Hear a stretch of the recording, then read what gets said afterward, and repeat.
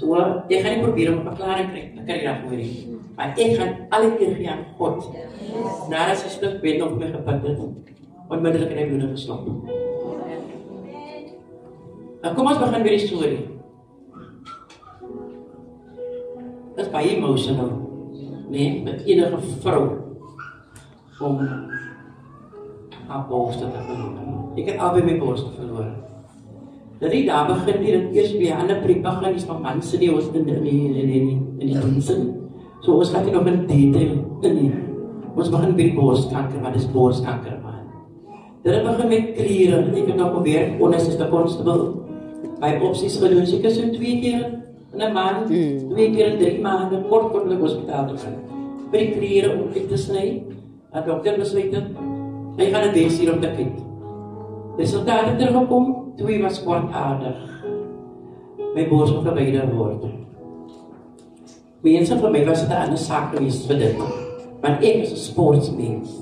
Ek is nodig vir sport, dus kom ek in die bankklub in. Ek het gevoel ek het my nie gegooi met drank of met mansmensie. My liggaam gaan gespoil word. En op my bors aangesit word hoe? Een paard. Tot ek 'n boodskap gekry het toe. Hier.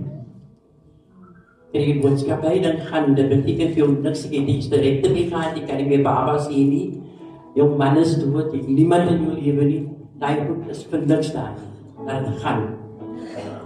Maar dokter het jou onmiddellik afgehaal. Ek was toe gelijk met hospitaal gestuur. Vir 'n reconstructie, reductie, dit beteken borste word kleiner gemaak. Want die een borst word kleiner geraak en die ander groter. En ek was so jong meisie, dit is nog maar praat daar. Die oorskap is nog maar praat oor die ding is niks. En dit het net 'n jaar gehou, toe die klere weer begin het, onder my oksel, recht na die onderoksel, na die ander oksel. Daar moet al die borste verwyder word.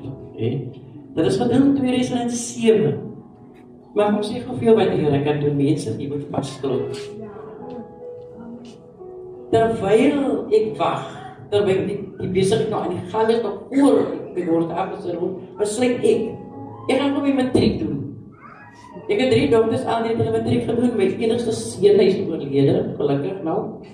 Hy het nie matriek nie, om hom te motiveer, gaan ek nou my matriek doen op 48.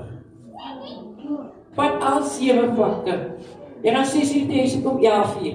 Dan vraag ek myself, jy nie wat sal neem met hier om te moet, ek moet self te doen, maar ek het hier gedruk. En ek slaag. En hy kan sy matriek gaan doen. Dan kom maar aan 'n ding. Ek heb eens wel aanzoek in van nursing, dan my matriek op Satika of so, maar ek doe nie, ek twyfel aan myself.